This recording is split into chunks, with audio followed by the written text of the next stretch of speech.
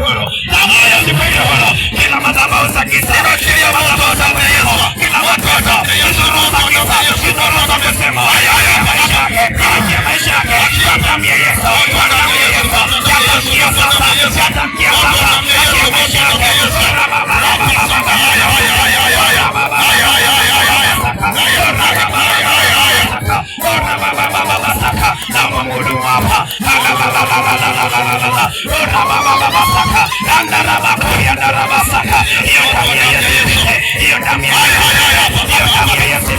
Hiyo damu ya Yesu, achilia damu ya Yesu, kama Roho Mtakatifu ziweke huru sasa. Hiyo nguvu za giza toka maisha yake, toka maisha yake, pili, tatu, achia maisha yake. Haya, damu ya Yesu Kristo,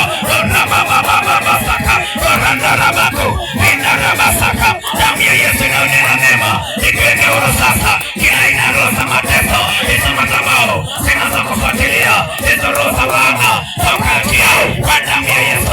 Niombe utumishi wa Bwana tuweke, weke mikono juu wapendwa hawa, weke mikono yetu, nguvu za Bwana ziweke huru kwa jina la Yesu Kristo. Hiyo damu ya Yesu inaonena mema, damu ya Yesu inaonena mema. Wewe madhabahu za giza, roho za mateso, roho za kichawi, nguvu za giza zinazotesa maisha yake,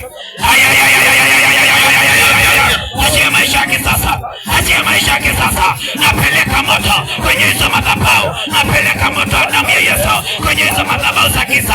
Achia maisha yake kuanzia leo. Roho ya mateso haina nafasi juu yake, nguvu za giza hazina nafasi juu yake.